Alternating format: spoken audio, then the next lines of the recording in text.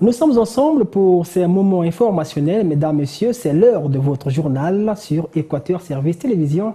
Bienvenue à toutes et à tous. C'est un ouf de soulagement pour les populations de Ngamakoso à Talangayi. Les travaux du traitement du gigantesque érosion qui menaçait leurs habitations ont redémarré depuis quelques jours. Seulement, ces populations redoutent l'arrivée de la saison pluvieuse et sollicitent désormais l'accélération des travaux. C'est un reportage de Gracia Gonga et Steven Elenga rendu par Ulrich Mabika. C'est une érosion qui a déjà causé le départ de certains habitants et fait peur à plusieurs d'autres. L'érosion dite de Ngamakoso a englouti et menace d'engloutissement des habitations. Les travaux engagés il y a quelques années avaient suscité l'espoir des populations qui pour beaucoup ne peuvent plus voir leur maison puisqu'on s'évélit. Et pour d'autres, l'espoir de voir la menace partir. Erreur. La crise est passée par là. Les travaux arrêtés, la population abandonnée à son triste sort. Mais voilà que depuis le 3 septembre 2018, les travaux ont redémarré. Ces riverains ne peuvent qu'être satisfaits. En tout cas, nous sommes très ravis de voir encore les travaux viennent de recommencer. Pour nous, vraiment, en tout cas, c'est une joie qu'on peut expliquer. Je ne sais pas quoi. Sinon, franchement, depuis un certain temps, c'était vraiment difficile pour nous, les habitants, de ce côté-ci, aller de l'autre côté. Actuellement, nous pouvons dire qu'il y a le positif, parce que les travaux, paraît tant que c'est maintenant une coopération chino-congolais qui veut maintenant nous rendre heureux. Et voilà pourquoi nous sommes en train de voir aussi l'avancée des travaux. C'est possible que les travaux puissent commencer et que ça ne puisse pas s'arrêter à mi-chemin. Parce qu'après là, on va constater qu'il y a des pluies qui vont commencer là. Vous voyez? Donc on a possible que le gouvernement, comme il a engagé de commencer les travaux et que ça puisse continuer et ça puisse finir à bon terme. Cependant, il y a un mais comme idée de contraste, car la saison sèche est terminée ou presque, ils craignent les dégâts des pluies. C'est ça notre grosse inquiétude. Est-ce qu'ils sont des dieux pour arrêter les pluies? Qu'allons-nous faire quand Dieu va annoncer ses pluies comme il veut? Nous ne savons pas. Le problème de la saison des pluies, en tout cas, ça va toujours nous inquiéter parce que on ne sait pas, les autres voisins qui sont restés tout autour du trou, on ne sait pas qu'est-ce qui va leur arriver si vraiment les travaux ne s'accélèrent pas le plus vite que possible. Bon, on ne sait pas si ça va vraiment encore créer des dégâts. Pour nous, on est quand même un peu inquiets. C'est la société chinoise Serbé qui exécute ces travaux. Et le chef de chantier n'a pas souhaité répondre à nos préoccupations, notamment sur la durée des travaux. En éducation, les travaux de la 20e session du Conseil national de l'éducation préscolaire, de l'enseignement primaire, secondaire et de l'alphabétisation ont démarré ce mercredi à Brazzaville. Durant 4 jours, les participants vont évaluer le système éducatif congolais. Reportage, Gracia Gonga et Anthony Gonza. L'évaluation du système éducatif dans la perspective d'une éducation de qualité, c'est le thème de cette 20e session du Conseil national de l'éducation préscolaire, de l'enseignement primaire, secondaire et de l'alphabétisation. Thème qui s'appuie sur 2 notions. Évaluation et éducation de qualité. Il est de notre responsabilité de revisiter non seulement nos acquis, mais surtout les goulots d'étranglement qui entravent notre marche vers une éducation de qualité.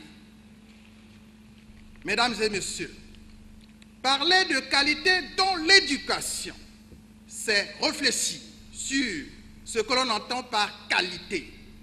La qualité de l'éducation, selon les normes internationales, implique l'émergence de la culture de l'évaluation par la mise en place des dispositifs nationaux et la prise en compte des résultats d'évaluation dans les politiques éducatives ainsi que le renforcement des capacités nationales en matière d'évaluation. En 2010, il s'est tenu à Brazzaville les assises sur les réformes liées à l'enseignement général, mais 8 ans après, le bilan paraît mitigé. Et le ministre Anatole Koliné Makosso, en charge de ce département, le sait, voilà pourquoi il dit. En septembre 2017, la tenue de notre Conseil national avait jeté son dévolu sur une problématique essentielle de la vie de l'école. Il s'était agi du financement de l'école congolaise dans le cadre de la mise en œuvre de la stratégie sectorielle de l'éducation. Les débats ont été âpres, houleux. À ce stade de l'exécution de ce que nous avons appelé conjointement le financement participatif ou additionnel de notre système éducatif, je ne peux que constater le succès retentissant que ce procédé a engendré dans le cadre du fonctionnement de l'école tout au long de l'année scolaire 2017-2018 dans un contexte de crise aiguë et persistante.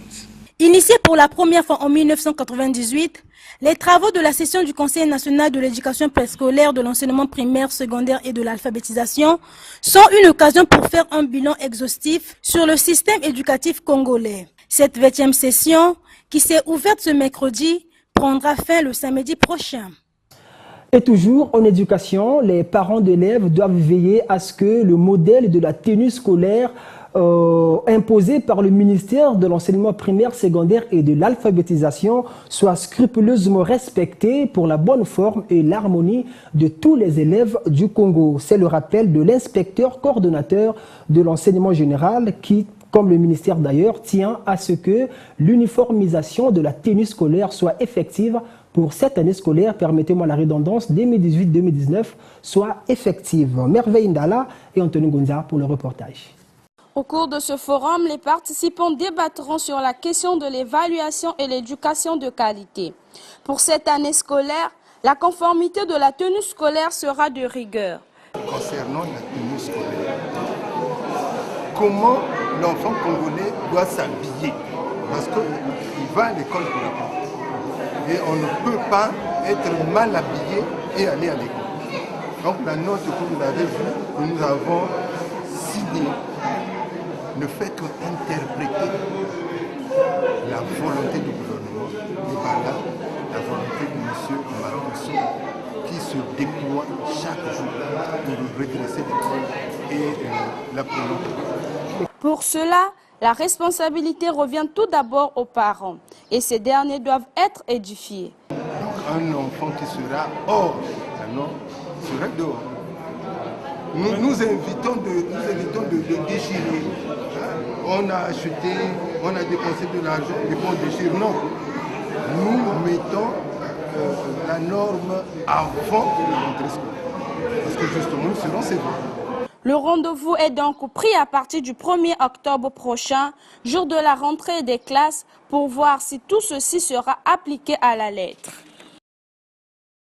Toujours en éducation, mais cette fois-ci à l'enseignement supérieur, la campagne d'information sur l'orientation des nouveaux bacheliers et étudiants se poursuit à l'amphi 1600 de l'université Mariangwabi. Ce mercredi, ces bacheliers et étudiants ont été informés, entre autres, sur les conditions d'attribution des bourses. Récit Steven Elenga et Eric Kabamba. Le numérique au service de l'orientation à l'enseignement supérieur, c'est sur ce thème qu'a été organisée cette deuxième édition de la campagne d'information sur l'orientation des nouveaux bacheliers et étudiants. Campagne qui vise entre autres à informer ces nouveaux bacheliers sur les différentes options de l'université Mariangwabi en vue de leur insertion professionnelle. Ce mercredi, ces derniers ont été informés sur les conditions d'attribution des bourses et d'hébergement dans les campus universitaires, mais pas seulement. Mais c'est une bonne initiative, ça permet aux gens, aux jeunes d'être orientés, de savoir quelle direction prendre au lieu de s'éparpiller, aller par-ci là et terminer comme des chômeurs sans emploi. Et puis c'est mauvais pour ceux qui ne sont pas orientés, c'est bien pour ce qu'ils ont fait pour nous, c'est vraiment appréciable. Je dirais que c'est quand même une bonne initiative. Ce qu'ils nous ont dit, ça m'a vraiment affecté et ça me réchauffe en fait. Et c'est appréciable et je me dis que si ça peut continuer comme ça, et avec un état d'esprit assez cohérent, et donc que ce soit des discours illicites, je pense que ça pourrait permettre à la génération actuelle que nous sommes, très dynamique, avec beaucoup de jus dans le sang, avec beaucoup d'envergure, de pouvoir aller de l'avant et peut-être propulser, s'il faut dire, le développement du pays. Démarrée ce mardi, cette deuxième édition de la campagne d'information sur l'orientation des nouveaux bacheliers et étudiants prendra fin ce jeudi à Brazzaville. En diplomatie, Brazzaville et Bruxelles entendent réouvrir l'ambassade du Royaume de Belgique en République du Congo. Cette information a été donnée par le vice-premier ministre, ministre des Affaires étrangères belge. Didier Reinders a été reçu en audience mardi dernier au palais du Peuple par Denis Sassou Nguesso. Compte rendu avec Alain Bienvenu Obargui de la presse présidentielle. Mardi 11 septembre 2018, en début de soirée, le perron de la résidence présidentielle s'ouvre pour accueillir le vice-premier ministre, ministre des Affaires étrangères du Royaume de Belgique, Didier Reinders. Le chef de la diplomatie belge est ensuite reçu par le président de la République, Denis Sassou Nguesso. Les questions de coopération bilatérale entre le Congo et la Belgique, ainsi que des thématiques régionales spécifiques, dominent cet entretien. Didier Reinders annonce ainsi la réouverture de la représentation diplomatique belge en République du Congo dans les tout prochains jours. Je souhaitais vraiment réaffirmer la volonté qui est celle de la Belgique de développer encore cette relation bilatérale. Ce que nous allons faire, il y aura une mission économique de nos 3 régions ici très bientôt. Je vais aussi relancer la démarche diplomatique. Nous allons rouvrir un bureau diplomatique, d'abord dans la délégation de l'Union européenne, avec un diplomate belge qui va venir clairement ici à Brazzaville. Je crois que c'est important que l'on voit comment développer cette démarche bilatérale avec toute une série d'opportunités qui peuvent se présenter pour les 2 pays. Denis Sassou Nguesso et Didier Reinders ont également évoqué la situation politique et sécuritaire dans la région des Grands Lacs, notamment le processus électoral en République démocratique du Congo. La Belgique va siéger pendant 2 ans au Conseil de sécurité des Nations Unies et donc ça nous a permis de faire un tour d'horizon de la situation en Afrique centrale, bien entendu, je pense au Burundi, et aux élections qui devraient se préparer de manière inclusive, ouverte, transparente pour le 23 décembre prochain en République démocratique du Congo. Il y a déjà 2 ans maintenant qui se sont écoulés depuis la date normale des élections en 2016, mais nous souhaitons vraiment qu'il y ait un processus ouvert, transparent, inclusif, où on peut faire en sorte que les citoyens au Congo puissent s'exprimer et choisir leurs futurs dirigeants.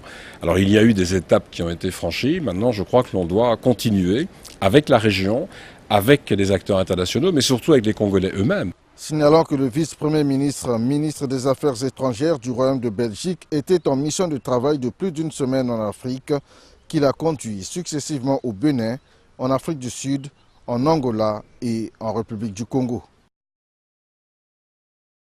C'est un phénomène qui gagne du terrain à Brazzaville, celui des marchés parallèles du nord au sud de la capitale. Le constat est le même, comme à Mamamboualé, nous sommes là à Talangayi, un marché qui se vide de plus en plus de ses occupants à cause, disent-ils, de la mévente. Ces derniers préfèrent étaler leurs marchandises désormais aux abords de l'érosion de Ngamakoso à la merci de tous les dangers. C'est un constat de Raoula Yondo et Stéphane Elinga.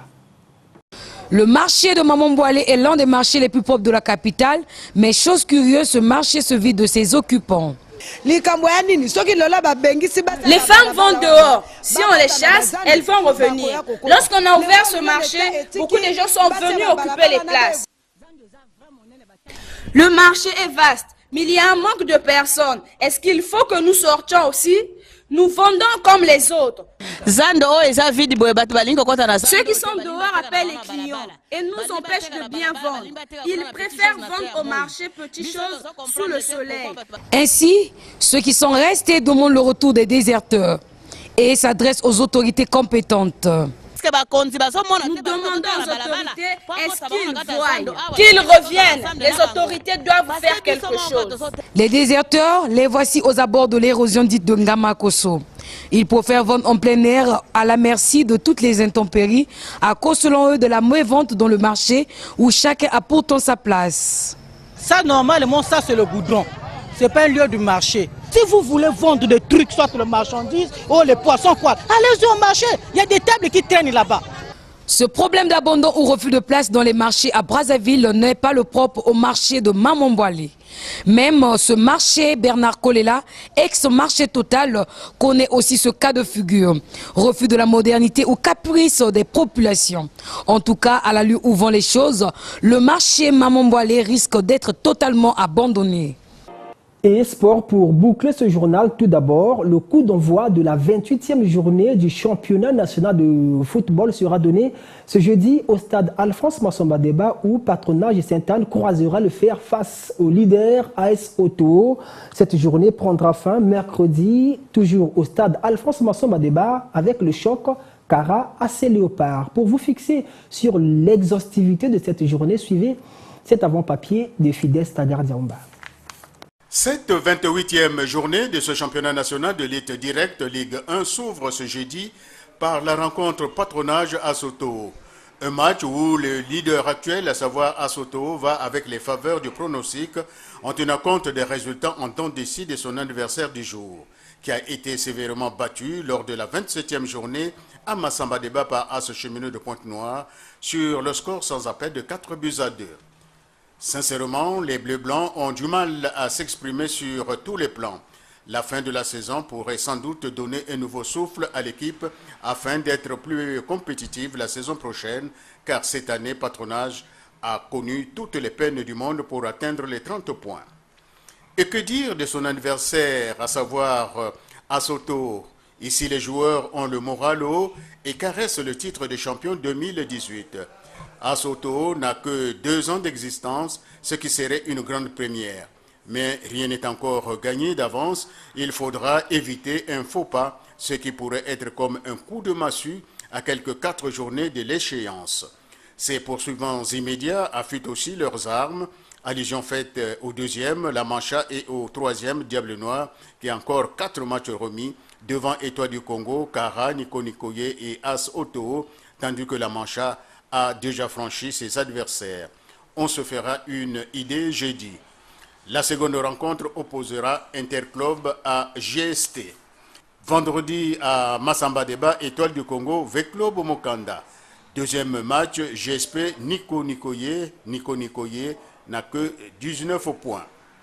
Samedi à Pointe-Noire, Cheminot, Tongo Football Club. Tongo qui a lourdement chuté lors de la 27e journée devant FC Konzo, 2-5, son capital de points bloqué à 30. Lundi, une seule rencontre à Massamba Débat, Diable Noir contre la Lanterne Rouge, Saint-Michel de Wenze qui totalise 13 points. Enfin, mercredi, à Massamba Débat, Cara AC Léopard. Dimanche, place au quart de finale aller de la Coupe de la Confédération. Le Cara reçoit le Raja Club de Casablanca. Et enfin, c'est ce jeudi, j'allais dire, que sera donné aussi le coup d'envoi des 14e championnats d'Afrique de gymnastique aérobique. Le public brazzavillois est attendu très nombreux au gymnase Henri Elende pour aller pousser les Congolais. Merci à vous de nous avoir suivis, mesdames et messieurs. C'est par là que nous mettons un terme à ce journal. Au revoir.